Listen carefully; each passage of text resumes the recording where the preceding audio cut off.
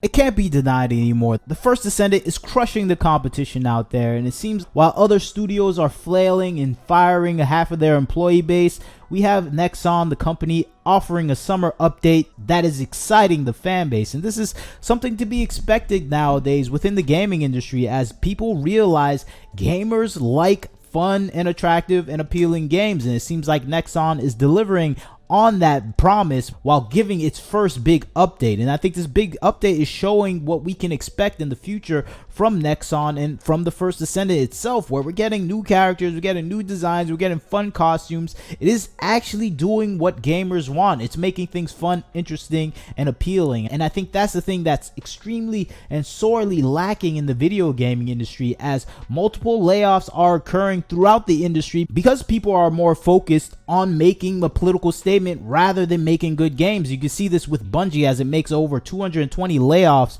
at its company because it's just failing to meet its profit margins. And I think that is a situation we're seeing all throughout the video gaming industry. These developers that are so caught up in the hype of what's happening in modern day politics are losing their studios while they do this. And I think Bungie is the biggest example of that. While it's talking about Latinx pronouns, what's happening in the modern political landscape, it's losing its player base with faulty gameplay, terrible loots, and overall uninspiring storytelling. And I think that's the thing that we get with Destiny 2, which is a glaring failure for the company itself, as it tries to produce something that is just not capturing the attention of the fan base, and it's leading to layoffs to a large portion of the staff. And that is probably going to continue on for the foreseeable future until they pick themselves up. But this is not about Destiny 2 or Bungie. This is about the first Descendant producing high quality content that game players just love to play. And I think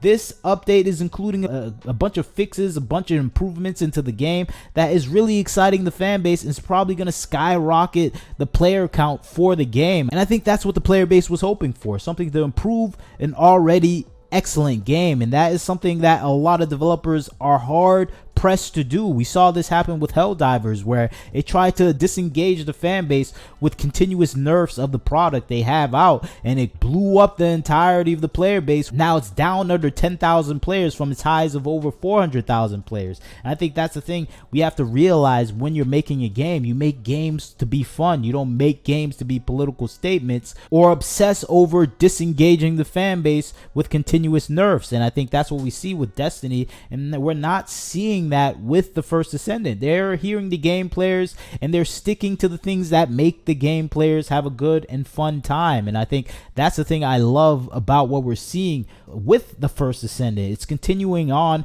and it knows how to maintain the player base, especially with this summer update, which is something we're seeing from a lot of Korean developers. I don't know if this is something that happens in Korea often with these games, where they focus on having these summer updates, but it's a brilliant idea. We just saw it with Stellar Blade. Now we're seeing with the first Descendant. It's just showing, oh, okay, these developers are just tapped into what the game players want. It knows what sells, it knows what's going to increase its profit margins, and it's going to deliver what the gamers want. And I think this is when you're making a game that is based on actually a business model of making and producing profits for your company, you have to cater to the game player if you want those profits. And I think this is the best thing about a capitalist market that is not focused on making political statements. You have to cater to the game player base. And I think that's what we're seeing with the first Descendant, where we're seeing designs that we haven't seen in the Western games development sphere for almost a decade now, because people are so fearful of making the wrong political statement. And I think Korea has the freedom to make these designs because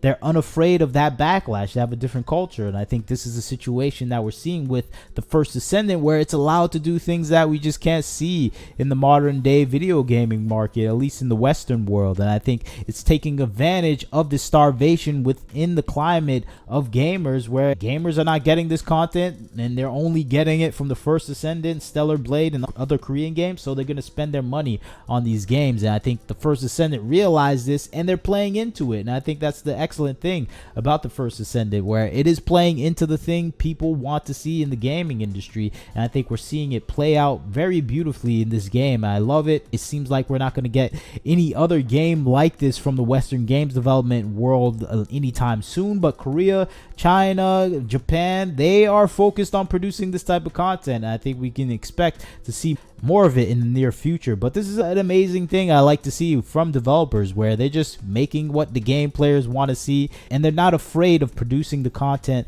that the game players want. And this is gonna look like a big plus for the First Descendant and Nexon, because this is a games developer that is starting to make waves in the Western games development sphere. You can see it in comparison with other games that have come out like Destiny that are treading lower than they usually do, still have a solid fan base of around 50,000 people playing.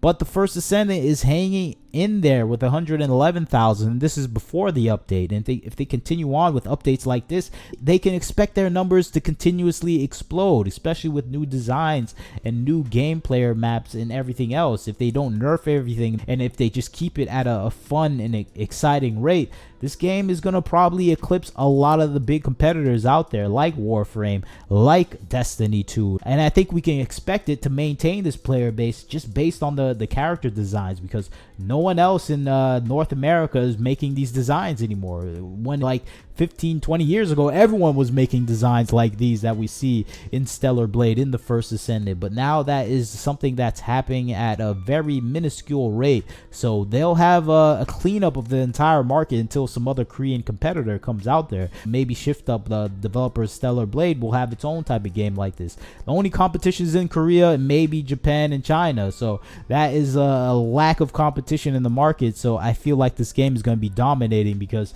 no one is making games like this anymore, and there is a player base starving for these type of games. And it's just a fun game to play, at least for me. I like playing the game. I like grinding out some of the characters that we can get, and I think I will be grinding out some of the characters here as well. I don't know if I'm gonna get the ultimate Volby, that's a little too much, but I think I can definitely get the new character, the skater girl Luna. But this is a game that is reveling in its success. It's making a lot of money, and I don't see how it will stop making money. It feels like this game is just gearing up to be something that continuously gathers more attention, because I feel like it is something that is playing to the market in an exciting way, where gamers are looking forward towards this game and its updates. And I think we saw the same thing with Stellar Blade, where it got a large uptick of players playing the game. Up to 40% of PS5 players came back and replayed the game with its summer updates. So this is just showing these type of updates with provocative, appealing, attractive outfits are something game players want to see. They will go back to your game if you do so. If that is the case for the First Descendant, we can easily expect over 200,000 players playing the game, and that is an exciting thing for Nexon developer. And it's kind of a sad thing for the Western games development industry, as it's still mired in the modern day politics that kind of captured the video gaming industry. Hopefully that changes, but I doubt it, because we have too much people that are working at these companies that have these ideals that are in stark contrast of what we're seeing from the First Descendant. So we just got to pray that Korea just continues pumping out these games, and maybe the Korean, Chinese, and Japanese developing video gaming industry take over. And I think that's a hope for all game players now that this situation has become reversed, and a lot of these Asian games are conquering and destroying the competition here in America. But you tell me what you think about the situation. I'd like to hear your thoughts. Like, comment, share, subscribe. This is Wagner Knows Why. Catch you next time.